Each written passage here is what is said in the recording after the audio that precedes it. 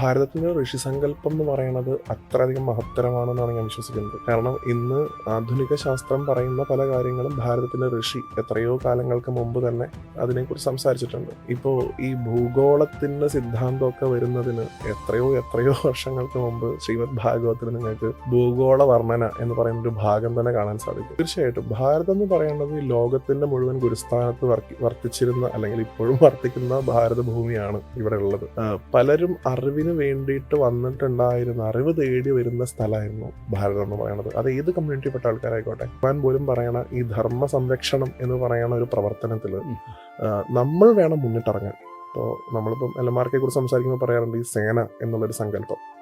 അത് ഏറ്റവും ആപ്റ്റാണ്. കാരണം ഭഗവാന്റെ കൂടെ നിന്ന് ധർമ്മ സംരക്ഷണത്തിന് വേണ്ടി പൊരുതുക എന്നുള്ളതാണ് നമ്മുടെ ഓരോരുത്തരുടെയും കർത്തവ്യം എന്നാണ് ഞാൻ വിശ്വസിക്കുന്നത്. കൃഷ്ണൻ രാമൻ എന്നൊക്കെ പറഞ്ഞു കഴിഞ്ഞാൽ നമ്മുടെ ഇടയിൽ നമ്മുടെ കൂടെ സഞ്ചരിച്ചിരുന്ന, നമ്മൾ ഇന്ന് നടന്നിരുന്ന പല വഴികളിലൂടെയും പണ്ട് നടന്നിരുന്ന, നമുക്ക് നിരവധിയായിട്ടുള്ള പാഠങ്ങൾ പഠിപ്പിച്ചു തന്ന് അവരുടെ അവതാരോദ്ദേശം പൂർത്തിയാക്കി സുധാമത്തിലേക്ക് പോയിട്ടുള്ള ആളുകളായിട്ടാണ് കണക്കാക്കുന്നത്. ഭഗവാൻ അർജുനന് കൊടുക്കുന്ന ഉപദേശമാണ് എപ്പോഴൊക്കെ ഭൂമിയിൽ ധർമ്മം എപ്പോഴൊക്കെ അതിന് ചുതി വരുന്നു, അധർമ്മം കൂടുതലായിട്ട് മുകളിലേക്ക് വരുന്നു, സാധുജനങ്ങൾക്ക് പ്രയാസം ഉണ്ടാവുകയും ദുഷ്ടന്മാർക്ക് കൂടുതലായിട്ട് ശക്തി ഉണ്ടാവുകയും ചെയ്യുന്നു, അപ്പോഴൊക്കെ വിവിധങ്ങളായിട്ടുള്ള അവതാരങ്ങൾ എടുത്തുകൊണ്ട് ഞാൻ ധർമ്മ സംസ്ഥാപനം ചെയ്യും എന്നാണ് ഭഗവാൻ പറയുന്നത്.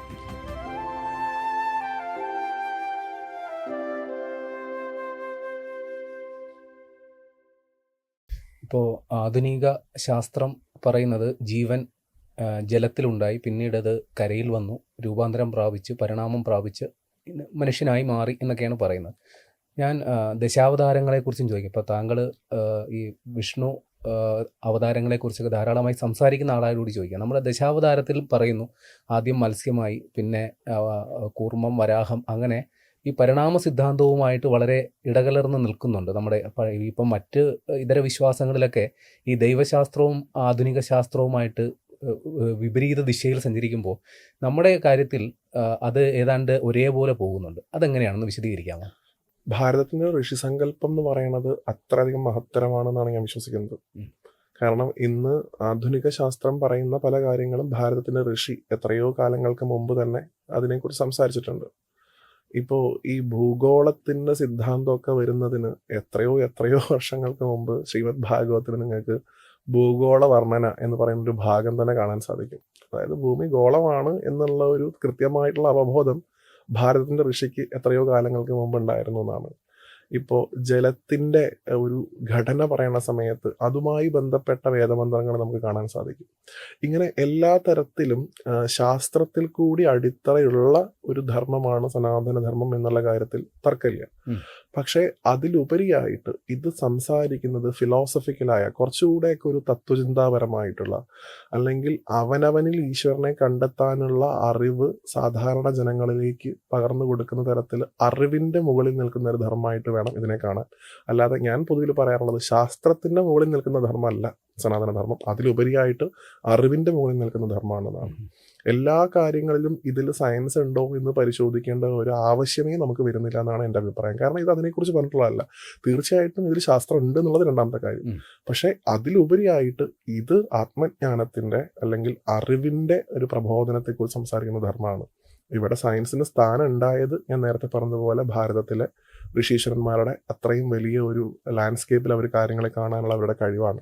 അത് ഈ ധർമ്മത്തിൻ്റെ കരുത്താണെന്നുള്ള കാര്യത്തിൽ ഞാൻ തള്ളി പറയുന്നില്ല. പക്ഷെ അതിലുപരിയായി ഇത് ജ്ഞാനത്തിൻ്റെ മുകളിൽ നിൽക്കുന്ന ധർമ്മമാണെന്ന് മനസ്സിലാക്കി കഴിഞ്ഞാൽ എല്ലാത്തിലും സയൻസ് കണ്ടാൽ മാത്രമേ വിശ്വസിക്കൂ എന്നുള്ള ധാരണയിൽ നിന്ന് വലിയൊരു വിഭാഗം ജനങ്ങൾക്ക് മാറാൻ സാധിക്കുന്നതാണ് എൻ്റെ വിശ്വാസം. കാരണം ഇന്ന് പ്രഭാഷണങ്ങൾ നടത്തുമ്പോൾ പോലും പല ആളുകളും പറയുന്ന ഒരു കാര്യമുണ്ട്, ഇതിൽ സയൻസ് ഉണ്ടോയെന്നുണ്ടെങ്കിൽ മാത്രമേ ഞങ്ങൾ വിശ്വസിക്കൂ എന്ന് പറയുന്ന ആൾക്കാരുണ്ട് പലതിലും. നമുക്ക് കേരളത്തിലെ പല പ്രഭാഷകർക്ക് പോലും ഉണ്ടാവുന്ന ഒരു നിർഭാഗ്യരായിട്ടുള്ള അവസ്ഥ എന്ന് പറയുന്നത്, എന്ത് പറയുമ്പോഴും അതിൻ്റെ കൂടെ ശാസ്ത്രീയമായിട്ടുള്ള അടിസ്ഥാനം ഇതിനുണ്ട് എന്ന് സ്ഥാപിക്കാൻ വേണ്ടി ബുദ്ധിമുട്ടേണ്ട ഒരു സാഹചര്യം പലർക്കും വരാറുണ്ട്. ശരിക്കും അങ്ങനെ ബുദ്ധിമുട്ടേണ്ട ആവശ്യമില്ല. ഓൾറെഡി ഇതിൽ ശാസ്ത്രീയമായിട്ട് അടിസ്ഥാനം ഉണ്ട്. പക്ഷെ അത് കിട്ടാനല്ലോ അല്ലെങ്കിൽ അത് കൊടുക്കാനോ അല്ല ഈ ഒരു പ്രബോധനം നടക്കുന്നത്. അതിലുപരിയായിട്ടുള്ളൊരു അറിവിൻ്റെ എക്സ്ചേഞ്ചാണ് അവിടെ നടക്കേണ്ടത്. അല്ലാതെ ഒരു സയൻസ് ക്ലാസ് ആയിട്ട് നമ്മുടെ ആധ്യാത്മിക സദസ്സുകളൊക്കെ മാറുകയാണെങ്കിൽ അത് ഈ ധർമ്മത്തിൻ്റെ കോട്ടത്തിന് മാത്രമേ സാധ്യത ഉണ്ടാക്കുള്ളൂ എന്നാണ് എൻ്റെ വിശ്വാസം. ഇപ്പോൾ ഈ പറഞ്ഞു കേട്ടറിവാണ്, ഇത്രത്തോളം വാസ്തവം ഉണ്ടെന്ന് എനിക്ക് നിശ്ചയമില്ല.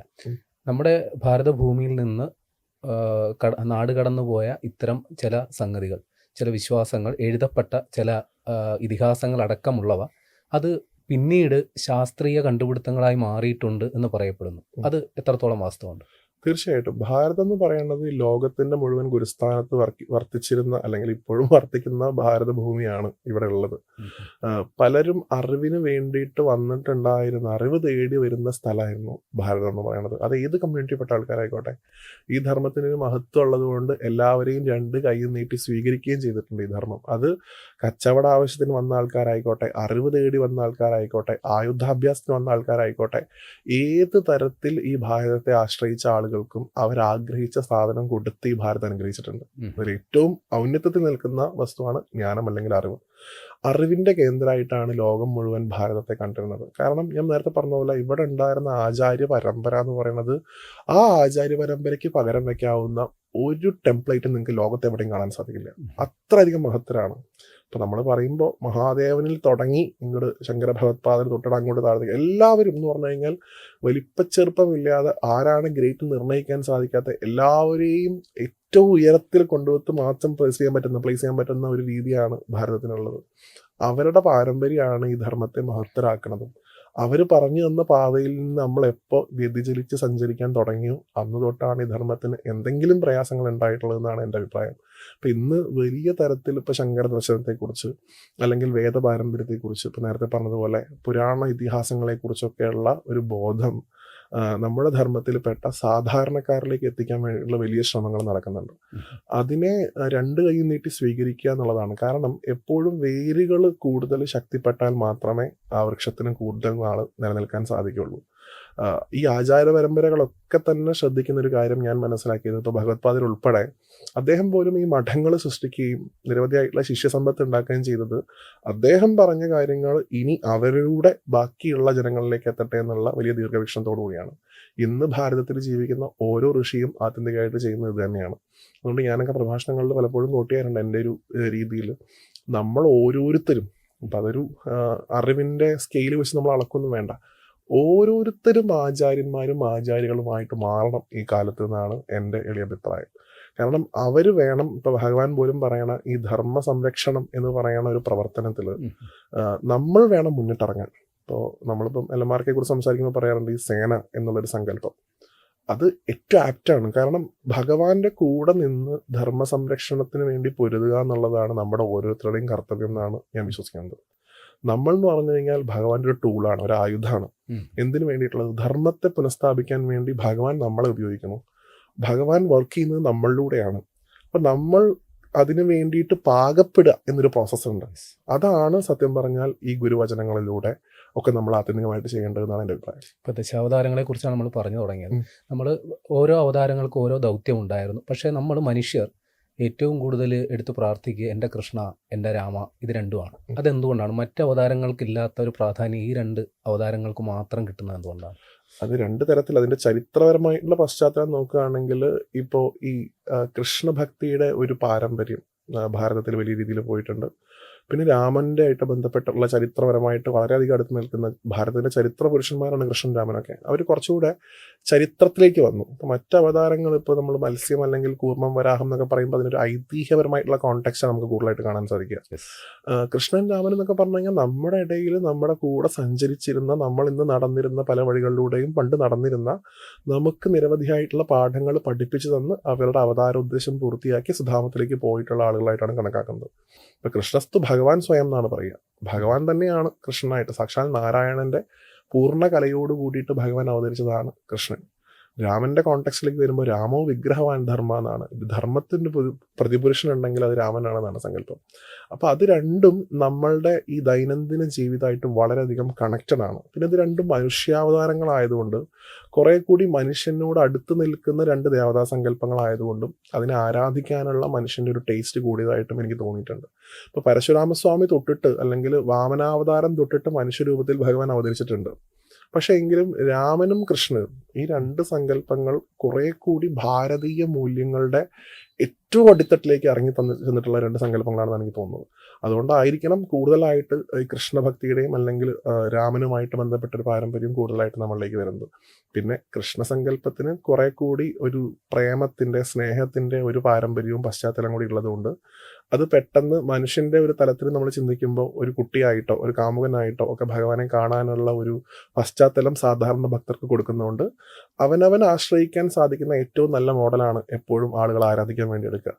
അത് രണ്ടും ഏറ്റവും കൂടുതൽ ആപ്റ്റ് ആവുന്ന ഒരു സങ്കല്പം കൂടിയാണ് കൃഷ്ണസങ്കല്പം. അതുകൊണ്ടും കൂടിയാണ് കൃഷ്ണസങ്കല്പം ഇത്രയധികം ഭാരതത്തിന് പുറത്തും ഇത്രയധികം കൂടുതലായിട്ട് അതിന് വേരോട്ടുള്ളതെന്നാണ് എൻ്റെ വിശ്വാസം. ഇപ്പോൾ ഈ അവതാരങ്ങളെക്കുറിച്ച് പറയുമ്പോൾ ഈ കൽക്കി അവതാരം അത് ഇപ്പോൾ ഇങ്ങനെ നിരന്തരമായി ചർച്ച ചെയ്യപ്പെടുന്നുണ്ട്. പലരും പല അവകാശവാദങ്ങളുമായിട്ട് മുന്നോട്ട് വരുന്നുണ്ട്, കൽക്കി അവതരിച്ചു കഴിയുമെന്നൊക്കെ. യഥാർത്ഥത്തിൽ കൽക്കി അവതാരം എടുക്കേണ്ട സമയം അതിക്രമിച്ച ഒരവസ്ഥയിലേക്ക് സമീപകാല സംഭവവികാസങ്ങൾ വരുന്നുമുണ്ട്. എന്താണ് അതിനെക്കുറിച്ചൊരു നിരീക്ഷണം? എന്താണ്? നോക്കൂ, ഇപ്പൊ ഭഗവാന്റെ 10 അവതാരങ്ങൾ മാത്രമല്ല ശ്രീമദ് ഭാഗവത്തിലൊന്നും കോട്ട് ചെയ്തിട്ടുള്ളത്. നിരവധിയായിട്ടുള്ള വേറെയും അവതാരങ്ങളുണ്ട്. ഇപ്പൊ കപിലാവതാരം ഉൾപ്പെടെയുള്ള നിരവധിയായിട്ടുള്ള അവതാരങ്ങളുണ്ട്.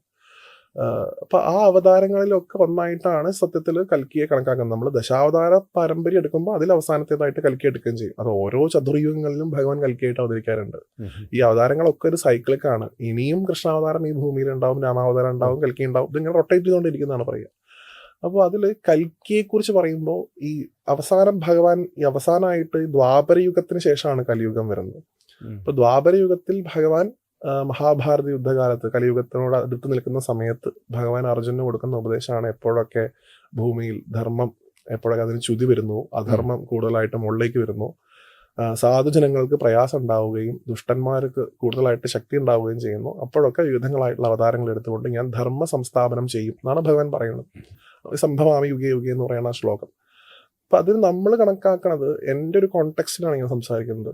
എൻ്റെ ഒരു കണക്കിൽ ഈ വെള്ളക്കുതിരയുടെ പുറത്ത് ഒരു വാള് പിടിച്ച് വരുന്ന ഒരാളെ നമ്മൾ കാത്തിരിക്കുകയാണെങ്കിൽ എനിക്കറിയില്ല അതിന് എത്രത്തോളം ഒരു ആധികാരികത നമുക്ക് പറയാൻ സാധിക്കുന്നത്. കാരണം ഭഗവാൻ വർക്ക് ചെയ്യേണ്ടത് നമ്മുടെ ഓരോരുത്തരുടെയും ഉള്ളിലൂടെയാണ് എന്നാണ് ഞാൻ വിശ്വസിക്കുന്നത്.